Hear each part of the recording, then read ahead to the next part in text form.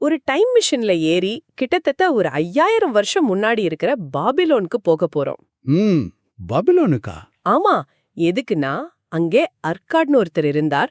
அவர் தன்னோட வறண்டு போன பணப்பையை எப்படி நிரப்பி அந்த நகரத்தோட மிகப்பெரிய பணக்காரர் ஆனார்னு கத்துக்க போறோம். சரி, இதுக்கு நம்ம ஆதாரம் தி ரிச்சஸ்ட் மேன் இன் பாபிலோன் புத்தகம் இல்லையா?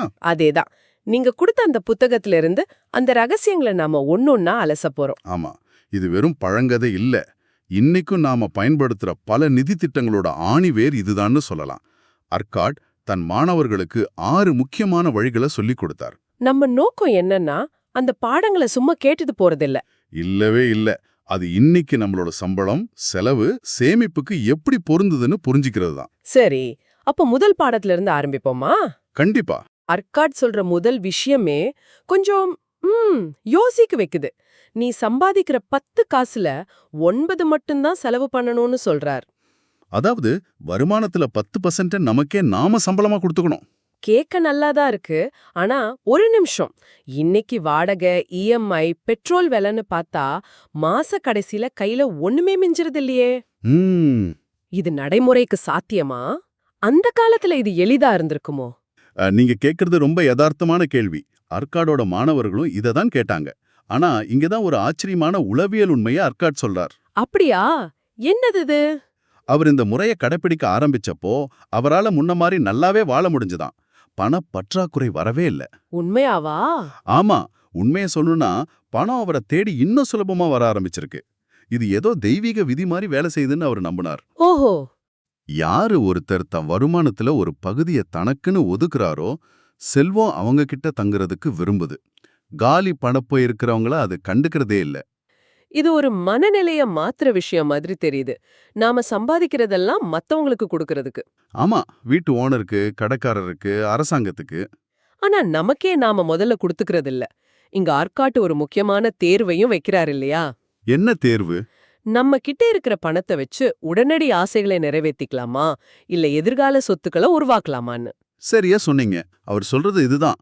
உங்க பணப்பையிலிருந்து நீங்க வெளியே எடுக்கிற ஒவ்வொரு காசும் நகை, நல்ல சாப்பாடு, ஆடம்பர பொருள்னு தற்காலிக சந்தோஷத்தை கொடுக்கும். ஆனா உள்ளே வைக்கிற ஒவ்வொரு காசும் உள்ளே வைக்கிற ஒவ்வொரு காசும் தங்கம், நிலம், முதலீடுன்னு ஒரு சொத்தை உருவாக்கும். அது உங்களுக்காக உழைக்க ஆரம்பிக்கும். நீங்க உருவாக்குறது ஒரு செலவாளி கூட்டத்தையா, இல்ல உங்களுக்காக வேலை செய்யற ஒரு தங்க அடிமைகள் கூட்டத்தையாங்கிறது உங்க கையில தான் இருக்கு. அருமையான வார்த்தை அது. தங்க அடிமைகள் கூட்டம். ஓகே, இப்ப பணப்பையில கொஞ்சம் காசு சேர ஆரம்பிச்சிடுச்சு. ஆனா செலவுகள் ஒரு ராட்சசன் மாதிரி நம்மள துரத்துதே. ஆமா. இந்த ராட்சசனை அர்காட் எப்படி சமாளிச்சார்? அதுதான் அவரோட 2வது பாடம்னு நினைக்கிறேன். ஆமா, இது முதல் பாடத்தோட நீட்சிதான். உன் செலவுகளை கட்டுப்படுத்துங்கிறது தான் 2வது விதி. இதுக்கு அவர் சொல்ற விளக்கம் அதுதான் அற்புதம். அவர் சொல்றார், நம்மளோட அத்தியாவசிய செலவுகள் நாம எதிர்க்காத வரைக்கும் நம்ம வருமானத்துக்கு சமமா வளர்ந்துகிட்டே இருக்கும். இது 100க்கு 100 உண்மை. யோசிச்சு பாருங்க, சம்பளம் 20,000 இருக்கும்போது ஒரு மாதிரி வாழ்வோம். அதுவே 50,000 ஆகும்போது நம்ம வாழ்க்கை தரம் அதுக்கேத்த மாதிரி உயர்ந்துடும். ஆனா அப்போ மாச கடைசியில பணம் பத்தாது. இதுக்கு பேரு தான் லைஃப் ஸ்டைல் இன்ஃப்ளேஷன். அதேதான். ஆனா நிறைய பேர் பட்ஜெட் போட்டா வாழ்க்கை ரொம்ப இறுக்கமா ஒரு கணக்குப்பிள்ளை மாதிரி ஆகிடும்னு நினைக்கிறாங்களே. ஆமா, அந்த பயம் இருக்கு. எல்லா சின்ன சின்ன சந்தோஷத்தையும் இழக்க வேண்டி வருமா? அர்காட்டோட ஒரு மாணவர் கூட, நான் ஒரு சுதந்திரமான மனிதன், பட்ஜெட் போடுறது அடிமைத்தனம் மாதிரி இருக்குன்னு சொன்னார். அந்த வாதத்துல ஒரு நியாயம் இருக்குதானே? நல்ல கேள்வி. அதுக்கு அர்காட் கேட்ட பதில் ரொம்ப ஆழமானது. அந்த பட்ஜெட்டை யார் தீர்மானிக்கிறான்னு கேட்டார். அந்த மாணவர் நான் தான் சொன்னார். அப்போ அது எப்படி அடிமைத்தனமாகும்? உன் ஆசைகளுக்கு நீ அடிமையா இருக்கிறத விட ஒரு திட்டத்துக்கு நீ எஜமானா இருக்கிறது மேல் இல்லையா? வாவ், இது ஒரு பெரிய பார்வை மாற்றம். ஆமா, பட்ஜெட்டுங்கிறது நம்மள சிறைப்பிடிக்கிற சங்கிலி இல்ல. அது நம்ம பணப்பையில இருக்கிற ஓட்டைகளை கண்டுபிடிக்க உதவுற ஒரு டார்ச் லைட் மாதிரி. இதுக்கு அவர் ஒரு நடைமுறை ஆலோசனையும் சொல்றாரு.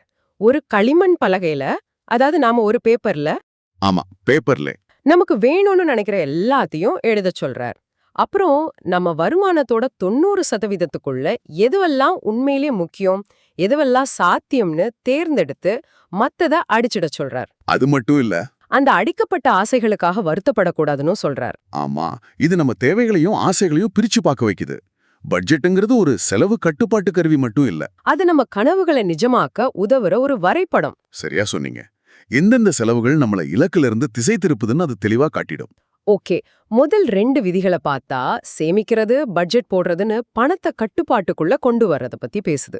ம், ஆனா சும்மா பெட்டியில பூட்டி வச்சா பணம் வளராதே. அந்த சேமிப்பை ஒரு தங்க முட்டையிடுற வாத்தா மாத்துறது எப்படி? நல்ல கேள்வி. அர்காட் இதுக்கு என்ன வழி சொன்னார்? இதுதான் 3வது ரொம்ப முக்கியமான தீர்வு. உன் பணத்தை பெருகச் செய். பணப்பையில இருக்கிற தங்கம் உங்களுக்கு ஒரு மன திருப்தியை கொடுக்கலாம், ஆனா அது வருமானத்தை கொடுக்காது. கொடுக்காது. அத வேலைக்கு அனுப்பணும். அர்காட் தன்னோட முதல் முதலீட்டு அனுபவத்தையே இதுக்கு உதாரணமா சொல்றார். அக்காருங்கிற கவசம் செய்றவர் கதை தானே. அதேதான். அக்கார்னு ஒரு கவசம் செய்யறவருக்கு அவர் கடன் கொடுத்தார். அக்கார் கடல் கடந்து போய் வெண்கலம் வாங்கி வந்து கவசம் செஞ்சு வித்து லாபம் பாப்பார். அந்த முதலீட்ல இருந்து கிடைச்ச வட்டிய அர்காட் என்ன செஞ்சாருங்கிறது தான் இங்க சுவாரஸ்யமான விஷயம். ஆமா, அவர் அதை எடுத்து செலவு பண்ணல, கிடைச்ச வட்டியையும் திரும்ப அக்காருக்கே முதலீடா கொடுத்தார். இதனால என்ன ஆச்சுன்னா அவரோட மூலதனமும் வளர்ந்துச்சு, மூலதனம் சம்பாதிச்ச வருமானமும் திரும்ப சம்பாதிக்க ஆரம்பிச்சது. இதத்தான் நாம இன்னைக்கு கூட்டு வட்டி இல்லைனா பவர் ஆஃப் காம்பவுண்டிங்னு சொல்றோம். ஆமா, ஐன்ஸ்டீன் இத உலகின் 8வது அதிசயம்னு சொன்னார். அர்காட் இத ரொம்ப அழகா தங்க அடிமைகளின் ஒரு கூட்டத்தை உருவாக்குவதுன்னு சொல்றார். உங்ககிட்ட இருக்கிற ஒவ்வொரு காசும் ஒரு தொழிலாளி மாதிரி. ஆமா, அது சம்பாதிக்கிற காசு அதோட குழந்தை. அந்த குழந்தையும் சம்பாதிக்க ஆரம்பிக்கும்போது உங்களுக்காக ஒரு பெரிய தொழிலாளர் படையே உருவாயிடும். அப்போ நீங்க தூங்கும்போது கூட உங்க பணம் உங்களுக்காக உழைக்கும். அதுதான். இதத்தான் நாம இன்னைக்கு பாசிவ் இன்கம்னு சொல்றோம். பேர் தான் வேற, தத்துவம் ஒண்ணுதான். இதுக்கு அவர் சொல்ற அந்த விவசாய கதை ரொம்ப சக்தி வாய்ந்தது. ஆமா, மகன் பிறந்த உடனே 10 வெள்ளிக்காசுகளை முதலீடு செய்றார். 50 வருஷம் கழிச்சு அது 167 வெள்ளிக்காசுகளா, அதாவது கிட்டத்தட்ட 17 மடங்கு பெருகுது. யோசிச்சு பாருங்க அந்த வளர்ச்சி. இன்னைக்கு நாம பண்ற ஒரு சின்ன எஸ்ஐபி கூட இதே கொள்கையில தான் வேலை செய்யுது. நிச்சயமா. மாசம் மாசம் போடுற பணம், அது சம்பாதிக்கிற வட்டி, அந்த வட்டிக்கு வட்டி, இது ஒரு பண இயந்திரத்தை உருவாக்குற மாதிரி. ஆரம்பத்துல வளர்ச்சி மெதுவா இருக்கிற மாதிரி தோணும், ஆனா காலம் போக போக அதோட வளர்ச்சி அபரிமிதமா இருக்கும். இதுதான் பணத்தை பெருக்க செய்வதோட ரகசியம். ஆமா. சரி, இப்போ சேமிச்சு முதலீடு செஞ்சு பணத்தை பெருக்க ஆரம்பிச்சாச்சு. ஆனா கஷ்டப்பட்டு சம்பாதிச்ச பணத்தை இழந்துட்டா அது ஒரு பெரிய பிரச்சனை. எல்லா முயற்சியும் வீணாயிடுமே. அடுத்த கட்டமா இந்த செல்வத்தை எப்படி பாதுகாக்கிறதுன்னு அர்காட் சொல்றாரு இல்லையா? ஆமா, இது 4வது தீர்வு. உன் புதையல்களை இழப்பிலிருந்து பாதுகா. அர்காட் சொல்றார், துரதிர்ஷ்டம் பிரகாசமான இலக்கை விரும்பும்னு. உங்ககிட்ட செல்வம் சேர சேர அதை இழக்க வைக்கிற வாய்ப்புகளும் உங்களை தேடி வரும். ஆமா, இங்கதான் முதலீட்டோட முதல் கொள்கையை அவர் வலியுறுத்துறார். முதலில் உன் அசலை பாதுகா. அதாவது பிரின்சிபல் அமௌண்ட பாதுகாக்கணும். அதேதான். அதிக வட்டி கிடைக்குதுங்கிற ஆசையில அசலையே இழக்கிற ஆபத்தை எடுக்கக்கூடாது. இதுக்கு அவரோட சொந்த அனுபவத்தையும் ஒரு பாடமா சொல்றார்.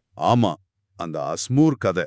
அஸ்மூர்னு ஒரு செங்கல் செய்றவர்கிட்ட தன்னோட 1 வருஷ சேமிப்பை கொடுத்து தூர தேசத்திலிருந்து அபூர்வமான ரத்னங்களை வாங்கிட்டு வர சொல்றார். ஆனா பிரச்சனை என்னன்னா, செங்கல் செய்றவருக்கு ரத்னத்தை பத்தி என்ன தெரியும்? ஒண்ணுமே தெரியாது. அந்த வியாபாரிங்க அவரை ஏமாத்தி கண்ணாடி துண்டுகளை கொடுத்து அனுப்பிட்டாங்க. அர்காட்டோட 1 வருஷ உழைப்பு ஒரே ராத்திரியில காணாம போச்சு. இதுல இருந்து அவர் கத்துக்கிட்ட பாடம்தான் முதலீடோட மிக முக்கியமான விதி, சர்க்கிள் ஆஃப் காம்பிடன்ஸ். அதாவது உங்களுக்கு புரிஞ்ச, நீங்க நிபுணத்துவம் பெற்ற துறையில மட்டும் முதலீடு செய்யுங்க. சரியா சொன்னீங்க. உலகத்தோட மிகப்பெரிய முதலீட்டாளர் வாரன் பஃபெட் இன்னைக்கும் சொல்ற மிக முக்கியமான அறிவுரை இதுதான். தெரியாத ஒரு விஷயத்துல ஆசைப்பட்டு பணத்தை போடுறது முதலீடு இல்ல, அது சூதாட்டம். இருக்கிற புத்திசாலிகள் கிட்ட ஆலோசனை கேளுங்கன்னு. ஆமா, நிச்சயமா. கிரிப்டோ கரன்சி உச்சத்துல இருந்தப்போ அது என்னன்னே தெரியாம நிறைய பேர் பணத்தை போட்டு இழந்ததை பார்த்திருக்கோம். அர்காட் செஞ்ச அதே தவிர நாம இன்னைக்கும் செஞ்சுக்கிட்டு தான் இருக்கோம். சரி, அடுத்ததா 5வது தீர்வு கொஞ்சம் வித்தியாசமா இருக்கு. உன் வசிப்பிடத்தை ஒரு லாபகரமான முதலீடாக்கு. இது எப்படி? சொந்த வீடுங்கிறது ஒரு பெரிய செலவு இல்லையா? நிறைய பேர் அப்படிதான் நினைக்கிறாங்க. ஆனா அர்காட் அதை வேறொரு கோணத்துல பாக்குறார். வாடகை வீட்டுல இருக்கிறது நம்ம பணத்தை மத்தவங்களோட சொத்தை வளர்க்கறதுக்காக கொடுக்கற மாதிரி. ஆனா சொந்த வீடு வாங்குறது நமக்கே நாம வாடகை கொடுக்கற மாதிரி. அவர் சொல்றார், சொந்த மரங்களிலிருந்து அத்திப்பழங்களையும் சொந்த கொடிகளிலிருந்து திராட்சைகளையும் சாப்பிடுவது ஒரு மனிதனின் இதயத்திற்கு மகிழ்ச்சியை தருகிறதுன்னு. சொந்த வீடுங்கிறது ஒரு பாதுகாப்பு உணர்வையும் வாழ்க்கையில ஒரு பிடிப்பையும் கொடுக்குது. ஆமாம். நடைமுறையில இது எப்படி சாத்தியம்னு அவர் விளக்குறார். வட்டிக்காரர்கள், அதாவது இன்னைக்கு இருக்கிற வங்கிகள், வங்கிகள். வீடு வாங்க கடன் கொடுக்க தயாரா இருக்கிறாங்க. நாம வீட்டு ஓனருக்கு வாடகை கொடுக்கற மாதிரி வங்கிக்கு இஎம்ஐ கட்டலாம். ஒவ்வொரு இஎம்ஐயும் நம்ம கடனை குறைச்சு அந்த சொத்துல நம்ம உரிமையை அதிகப்படுத்துது. சில வருஷங்கள்ல அந்த வீடு முழுக்க நம்மளோடதாகிடும். அது ஒரு பெரிய சொத்து. ஆமா, கடன் முடிஞ்ச பிறகு நம்ம மாதாந்திர செலவுல ஒரு பெரிய தொகை மிச்சமாகும். அந்த பணத்தை மத்த முதலீடுகளுக்கோ இல்ல நம்ம ஆசைகளுக்கோ பயன்படுத்தலாம். அதனால சொந்த வீடுங்கிறது ஒரு செலவு மட்டும் இல்ல, அது ஒரு கட்டாய சேமிப்பு மற்றும் ஒரு நீண்ட கால முதலீடு. இது ரொம்ப முக்கியமான விஷயம். நாம இளமையா இருக்கும்போது ஓய்வு காலத்தை பத்தி யோசிக்கிறதே இல்ல. அது உண்மைதான். ஆனா ஆர்காட் அப்பவே ரிட்டைர்மெண்ட் பிளானிங்க பத்தி யோசிச்சிருக்காருங்கிறது ஆச்சரியமா இருக்கு. நம்ம வருமானம் ஒரு நாள் நின்னுடுங்கிற யதார்த்தத்தை அவர் எப்படி எதிர்கொள்ள சொல்றார்? இதுதான் 6வது தீர்வா? ஆமா, 6வது மற்றும் இறுதி தீர்வு. எதிர்கால வருமானத்தை உறுதி செய். வாழ்க்கை இளமையிலிருந்து முதுமையை நோக்கி போற ஒரு பயணம். ஆமா, இன்னைக்கு இருக்கிற சக்தி நாளைக்கு இருக்காது. அதனால நம்மளால உழைக்க முடியாத காலத்துக்கும் ஒருவேளை நாம நம்ம குடும்பத்தோட இல்லாத ஒரு சூழ்நிலை வந்தா அவங்க வாழ்க்கைக்கும் ஒரு ஏற்பாடு செய்ய வேண்டியது நம்ம கடமை. சரியா சொன்னீங்க. பணத்தை சும்மா பதுக்கி வைக்கிறது ஆபத்துன்னு அவர் சொல்றாரு இல்லையா? திருடர்கள் அதை எடுத்துட்டு போயிடலாம். ஆமா, அதுக்கு பதிலா அவர் சொல்ற வழிகள் இன்னைக்கு எப்படி பொருந்தோன்னு பார்த்தா, நிலம் வாங்குறதுங்கிறது ரியல் எஸ்டேட் இன்வெஸ்ட்மெண்ட் ட்ரஸ்ட்ஸ், அதாவது RIETS மூலமா. ஆமா, ரீட்ஸ் மூலமா சின்ன முதலீட்டாளர்களுக்கும் சாத்தியமாகி இருக்கு. நாம நேரடியா ஒரு பெரிய நிலத்தை வாங்காமலேயே ரியல் எஸ்டேட்ல முதலீடு செய்ய முடியுது. அதே போல வட்டிக்காரங்கிட்ட பணத்தை கொடுக்கறதுங்கிறது அது இன்னைக்கு இருக்கிற கார்ப்பரேட் பாண்ட்ஸ் அல்லது பப்ளிக் ப்ராவிடென்ட் ஃபண்ட் மாதிரி நிலையான வருமானம் தரக்கூடிய திட்டங்களுக்கு சமம். அப்போ இது உங்க பணத்தை ரொம்ப பாதுகாப்பா வளர வைக்கும். ஆமா, இதுல இருந்து வர்ற வருமானம் நம்மளோட ஓய்வு காலத்துல ஒரு பென்ஷன் மாதிரி மாசம் கை கொடுக்கும். சுருக்கமா சொன்னா நம்மளோட எதிர்கால நானுக்கு இன்னைக்கு இருக்கிற நான் செய்யற ஒரு முதலீடு. ஆக நாம பார்த்த இந்த 6 தீர்வுகள் ஒரு முழுமையான நிதி வாழ்க்கைக்கான வரைபடம் மாதிரி இருக்கு. ஆமா, ஒரு ப்ளூ பிரிண்ட் மாதிரி. முதல்ல சம்பாத்தியத்துல ஒரு பகுதியை நமக்கே எடுத்து வைக்கிறோம். 2வது தேவையில்லாத செலவுகளை பட்ஜெட் போட்டு குறைக்கிறோம். ம், 3வது அந்த சேமிப்பை முதலீடு செஞ்சு பெருக்கிறோம்.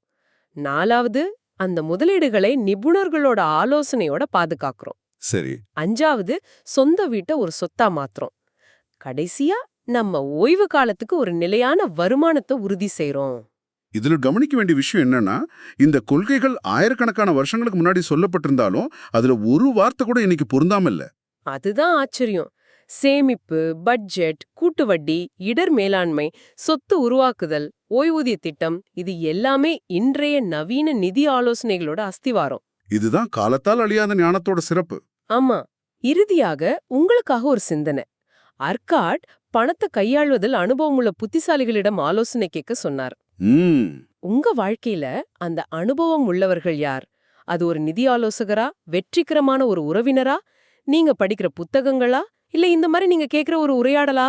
இதை பற்றி நீங்க ஆழமா சிந்திக்கணும்.